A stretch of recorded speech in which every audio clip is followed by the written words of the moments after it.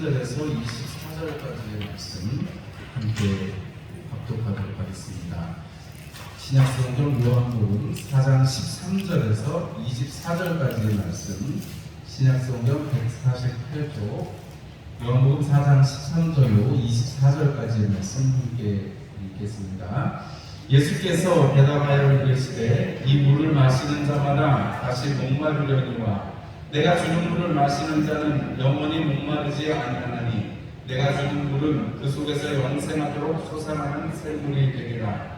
여자가 이르되 주여 그런 물을 내게 주사 목마르지도 않고 또 여기 물기르러 오지도 않게 하옵소서. 이르시되 가서 내 남편을 불러오라. 여자가 대답하여 이르되 나는 남편이 없나이다. 예수께서 이르시되 내가 남편이 없다는 말이 옳도다. 너에게 남편 5이 있었고 지금 있는 자도 내 남편이 아니니 내 말이 참되도다. 여자가 이르되 주여 내가 보니 선지자로소이다. 우리 조상들은 이 산에서 예배하였는데 당신들의 말은 예배할 곳이 예루살렘에 있다 하더이다. 예수께서 이르시되 여자여 내 말을 믿으라. 이 산에서도 말고 예루살렘에서도 말고 너희가 아버지께 예배할 때가 이르리라. 너희는 알지 못하는 것을 예배하고 우리는 아는 것을 예배하노니 이는 구원이 유대인에게서 남이라. 아버지께 참되게 예배하는 자들은 영과 진리로 예배할 때가 오나니 곧 이때라. 아버지께서는 자기에게 이렇게 예배하는 자들을 찾으시느니라. 하나님은 영이시니 예배하는 자가 영과 진리로 예배할지니라. 아멘. 할렐루야. 오늘 저녁에도 이렇게 변함없이 주님의 전에서 예배하시는 여러분들을 축복합니다. 오늘도 오늘 말씀처럼 생수되신 예수님께로 나아가서 늘 충만한 여러분들이 되시기를 주님의 이름으로 축원합니다. 우리 요한복음 4장의 이 사마리아의 이 수가성 이 여인을 만나신 예수님의 이 사건은 우리가 참 말씀으로도 많이 듣고 우리가 정말 너무 잘 알기도 하거니와 우리가 영과 진리로 예배하리라는 이 말씀은 우리가 뭐 정확하게 못 외워도 우리가 다 늘 우리가 마음에 두고 있는 영과 진리로 예배하기를 소망하는 우리 모든 사람들의 장면이죠. 그래서 우리가 이 대충의 내용은 다 알고 있습니다. 근데 우리가 사실 이 내용을 한번 되짚어서 생각해 보면 예수님하고 이 수가성의 여인하고의 하는 대화는 되게 엉뚱한 대화로 이렇게 계속해서 이어지는, 엉뚱하게 이야기하고 또 엉뚱하게 대답하는 것으로 이어지는 것을 우리가 알 수가 있습니다. 일단 만남 자체가 우리가 이 만남이 원래 이루어져서는 안 되는 만남인데 예수님이 굳이 이렇게 사마리아로 지나가신 이유가 없는데 지나가시는 것은 이 여인을 만나시기 위함이고 또 그 여인의 갈급함을 하나님께서 보셨기 때문이다라고 우리가 생각할 수가 있겠습니다. 하나님께서는 이렇게 우리 갈급한 심령들을 찾아오시고 친히 만나 주십니다.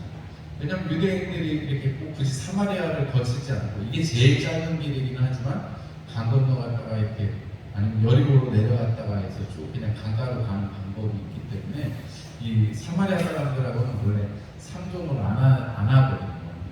이 유대인 사람들이 갈릴리 지역에 갈 때는 그 사마리아를 거쳐가기가 싫어가지고 강 건너갔다가 강 건너오는 이렇게 하는데 예수님이 굳이 그 사마리아 수가성의 그 여인을 찾아가신 것은 그 여인의 우리가 쭉 이 여인의 이야기를 보면 이 여인이 정말로 갈급해하는 모습이 있지 않습니까?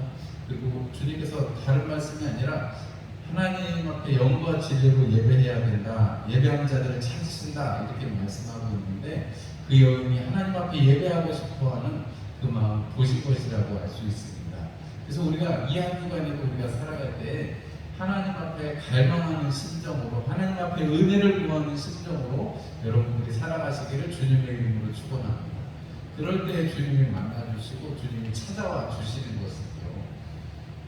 우리가 이 요한계시록 마지막에 라오디게아 교회에서도 내가 문 밖에 서서 두드리노니 이렇게 말씀하십니다. 아니 안 믿는 사람들한테 얘기하신 게 아니라니까요. 교회를 향해서 이야기하신 말씀이고 믿는 자들을 향해서 내가 문 밖에서 두드린다라고 말씀하세요. 물론 이제 조금 상황이 다르기는 합니다만은 하나님께서는 하나님을 찾으시는 자, 그 마음 문을 열고 모셔드리는 자를 받으시는 거죠. 이렇게 하나님께서 예수님께서 우리를 찾아오세요. 우리 안에 계신 성령님과 함께 한 주간을 동행하시기를 바랍니다. 오늘 주님께서 이 여인을 만나셔가지고 제일 처음에 하신 말씀이 뭐예요? 물을 좀 주면 좋겠습니다. 물 좀 달라 이렇게 얘기하셨습니다. 근데 되게 재미있는 것은 우리가 오늘 예수님이 내가 주는 물을 마시면 아무도 다시 목마르지 않을 것이다 이렇게 말씀합니다. 그럼 여러분 이 얘기를 딱 들을 때 사마리아 여인의 심정이 되신다면 여러분 무슨 대답을 하시겠어요?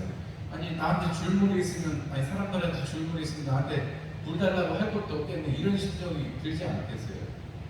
아니 자기가 물이 있으면 나한테 굳이 달라고 할 필요 없는데 왜 나한테 물을 달라고 했을까, 이런 생각이 들지 않겠냐 하는 거죠.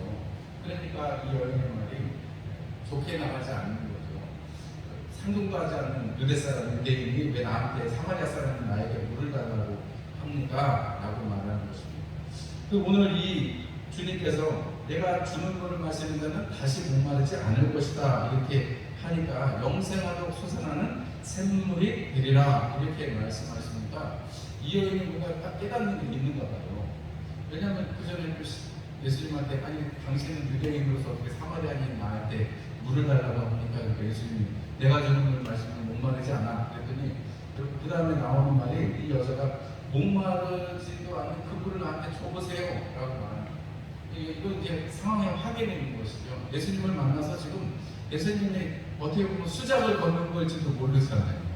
예수님이 여인이 한낮에 와서 물 뜨고 있는데 와서 수작을 거는 것처럼 그렇게 받아들였는지도 몰라요. 왜냐하면 아니 목마르지도 않고 영생와서 솟아나는 샘물이라고 하니까 아니 그런 물 있으면 나 좀 줘보라고 이런 말을 하는 거죠. 그랬더니 예수님 또 꿀단지 같은 말씀을 하세요.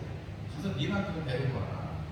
그랬더니 이 여자가 자기는 남편이 없다라고 얘기합니다. 아니 5이나 있었잖아요. 지금도 살고 있는 남편이 있는데 그 남편은 남편이 아닌 것으로 생각이 되는 것인지, 여러분 이 남편은 그래서 이 여인이 되게 죄악 가운데 있는 여인이고 가늠을 하는 여인이고 이렇게 해석하는 분들도 있습니다. 거기까지 건너가기 전에 어쨌든 이 여인이 어떤 사유인지는 모르겠지만 이렇게 남편을 계속해서 이렇게 바꾸게 되는, 남편이 죽음으로써 바꾸게 된 걸로 보여지겠죠. 아니면 이혼을 당해서 했든지 어떤 그런 사정이, 특별히 이 사정이 있는 것으로 보여집니다. 이 여인에게 정말 말못한 사정이 있어서 남편에게 버림을 받았든지 아니면 남편이 죽었든지 아니면 남편이 죽어서 그 형제에게 계속해서 이렇게 기업물을 벌림 때문에 물려졌는지 그거는 알 수 없습니다. 또 혹은 가늠을 해서 또 이렇게 해픈 여자였는지 그런 것까지 우리가 알지 못해요. 그러나 이 여인이 분명하게 말하는 것은 지금 예수님이 영생하도록 생물 이렇게 말씀했는데 남편을 데리고 오라 이렇게 말하는데 그 자리에서 이 여자는 굉장히 담백한 대답을 합니다. 나한테는 남편이 없는 것 같아요. 나한테는 남편이 없습니다. 이렇게 말합니다. 그랬더니 예수님께서 그래 네가 5이 있었는데 지금 있는 사람도 네 남편이 아니니 네 말이 참되다 이렇게 말하니까 이 여인의 대답은 당신은 정말로 선지자군요. 내가 말을 또 하지 않았는데 나의 사정을 알고 있으니 당신은 선지자군요. 그러면 여러분 거기서 내 사정을 좀 잘 가지고 나 좀 이렇게 봐주세요 이런 나를 좀 좋게 해주세요 기도해 주세요 이런 얘기가 아니고, 여러분 오늘 여기 이 여인이 하는 얘기가 보면 되게 물부터 시작해가지고 영생하는 생물부터 시작해가지고 남편으로 갔다가, 여러분 오늘 이 여인이 하는 얘기는 당신은 선지자인데 예배하는 것으로 여러분 얘기가 급 전환되는 내용을 볼 수가 있습니다. 여러분 이게 내용이 우리가 그냥 성경에 써 있으니까 우리가 그냥 이걸 쭉 읽지만 이 당사자가 돼서 사실 얘기를 한다고 생각을 해보면, 여러분 물 얘기하다가 영원히 목마르지 않는 샘물 얘기하다가 남편 얘기하다가 갑자기 예배하는 얘기로 넘어가는데 여러분 이 얘기의 흐름이 이해가 되세요? 정말 뚱딴지 같지 않으세요? 예수님도 그렇고 이 여인도 그렇고 아니 예수님이 남편에게는 당신은 선지자입니다. 그런데 거기에서 어떻게 예배에 대한 얘기가 나오냐는 거예요. 그러면 이 여인이 예수님을 만나게 되면서 예수님이 그 선지자의 모습을 보여줄 때 이 여인의 마음속에 사로잡고 있는 그 질문, 정말로 남편을 5이 지나가도록 그가 채워지지 않은, 예수님께서 그 여인에게 물을 할 때에 영원토록 목마르지 않은 그 물이라고 말씀했을 때 여인이 지금이야 지금도 물론 살기 어렵습니다만 이전에는 남편이 없으면 여자가 남자가 없으면 살기 어려운 게 이전의 생활이었는데 남편에게 아버지에게서 남편에게서 아들에게로 건너가는 것이 여인의 일생인데 여러분 그런 상황에서 여러분 기댈 곳이 없는 이 여인에게 오직 하나님만이 소망이고 하나님 앞에 예배하는 것만이 기쁨이었다라는 것을 우리는 이 장면을 통해서 알 수가 있습니다. 서로 막 엉뚱한 얘기를 하는 것 같은 이 상황 속에서 예수님께서 우리에게 해주시고자 하는 얘기, 이 요한이 예수님을 따라다니면서 이 얘기를 기록한 이유가 여러분 사마리아 여인 얘기는 여기만 나와요. 요한복음에만. 공간복음에 나오지 않습니다. 마태마가 누가에는 나오지 않아요. 예수님께서 하나님께서 얼마나 사람들을 사랑하시는지 그 사랑이 사마리아 여인에게까지도 나타나는 바 된 것이고 여러분 예수님께서 맨 마지막에 21장에는 사도 요한이 무슨 얘기를 기록해놨어요? 예수님을 버렸던 사도 베드로도 네가 날 사랑하느냐 하는 질문을 통해서 그 사랑을 회복시켜 주시는 내용이 나오잖아요. 우리가 그것을 보면 사도 요한이 요한복음서를 기록하면서 이 사마리아 여인을 만난 이야기를 넣은 이야기, 그 사마리아 여인이 여러분 했던 이야기, 우리가 어떻게 예배할 수 있겠습니까? 우리도 지금 예배하는데 어디에서 예배할 수 있을까요? 유대인들은 예루살렘에서 예배한다고 하고 우리 사마리아 사람들은 여기 사마리아에서 예배한다고 하는데 우리가 어떻게 예배할 수 있겠습니까? 했더니 예수님이 하신 말씀이 영과 진리로 예배할 때가 온다라고 말하시고 예배하는 자를 하나님이 찾으신다라고 말씀합니다. 아니 지금 유대인들도 그렇고 여러분 사마리아인들도 그렇고 다 하나님을 섬기고 있다니까요.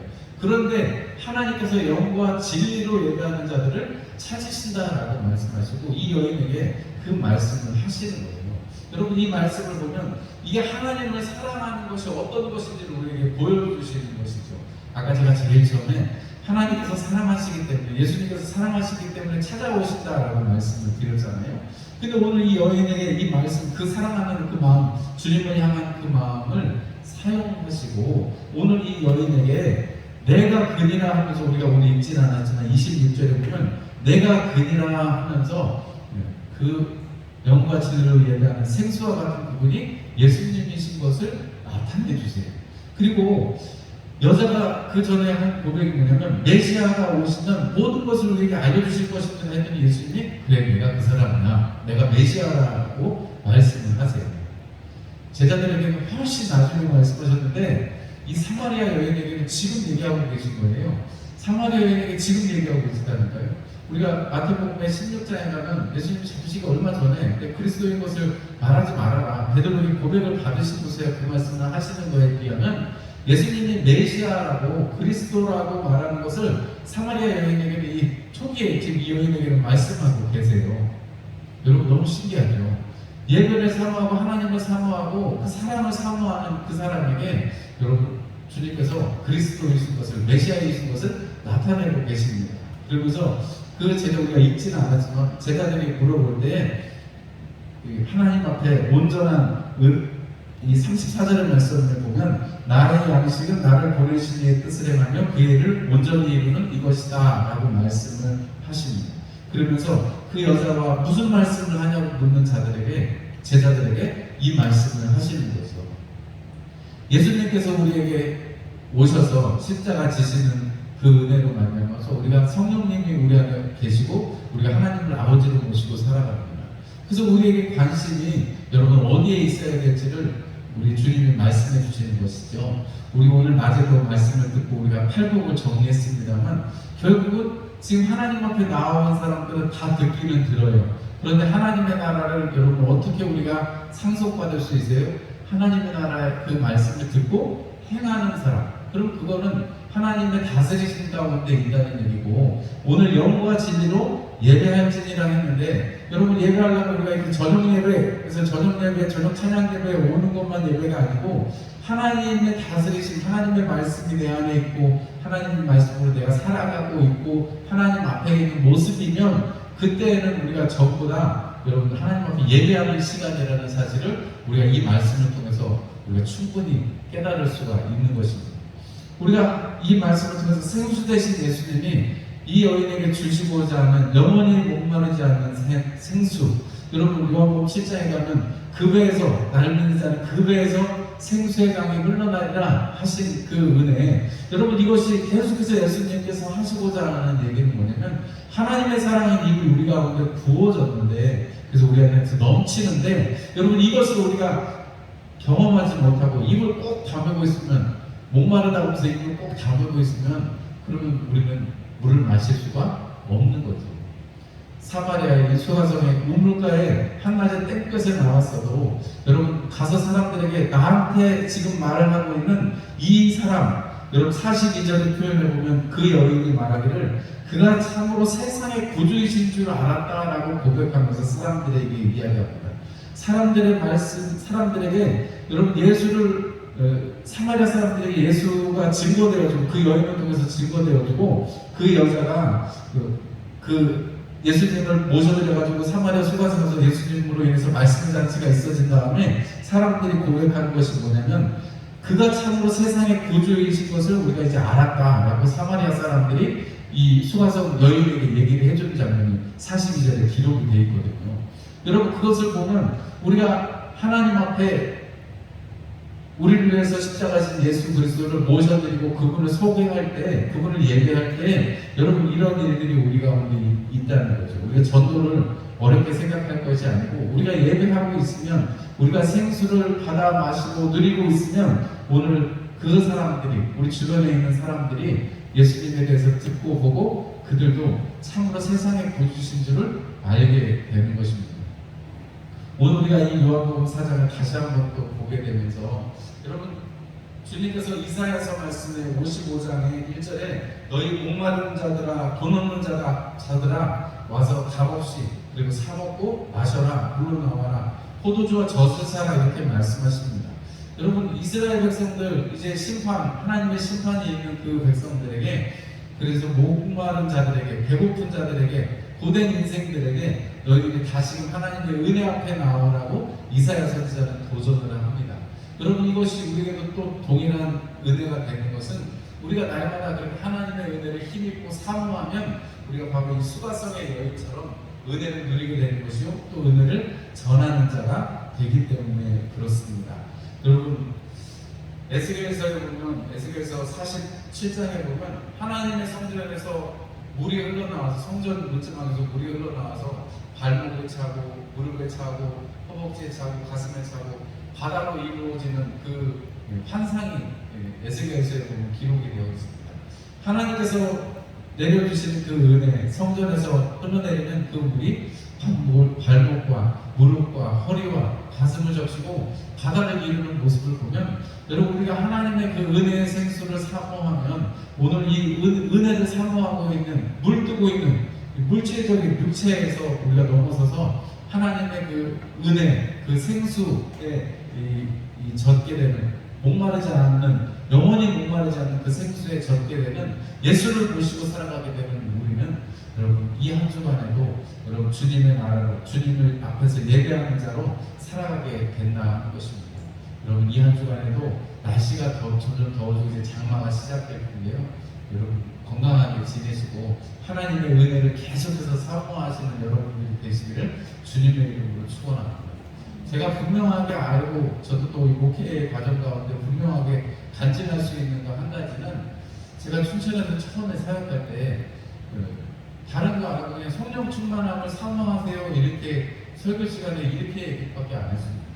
그런데 어느 날인가는 그 수련교에서 새벽 예배 때 어떤 목사님이 방언을 기도하시게 되고, 어떤 분은 또 집에서 기도하다가 또 방언이 터지게 되고 그러더라고요. 저희 구역에서요. 제가 한 게 아니고 성령님을 사모하세요. 왜냐하면 방언으로 기도하세요. 저는 이런 얘기를 한 번도 해본 적이 없어요. 그냥 하나님을 사모하시고 하나님의 은혜를 구하세요 이렇게 도전했을 뿐인데, 하나님께서 그렇게 사모하는 사람들에게, 기도하는 사람들에게 은혜를 주시더라고요. 그래서 제가 분명하게 아는 것은, 저는 뭐 우리 전통도 있고 또 춘천교회 지금 은퇴하시지만 조용 목사님 방언을 별로 안 좋아하셔서 그런 얘기를 일절 안 했습니다. 그런데 하나님께서는 그것을 넘치는 은혜를 주시는 것을 보면, 여러분 우리가 하나님의 은혜를 우리가 어떻게 사랑의 생각으로 막겠습니까? 하나님께서 우리를 강권하시는 것을 우리가 어떻게 막을 수 있겠습니까?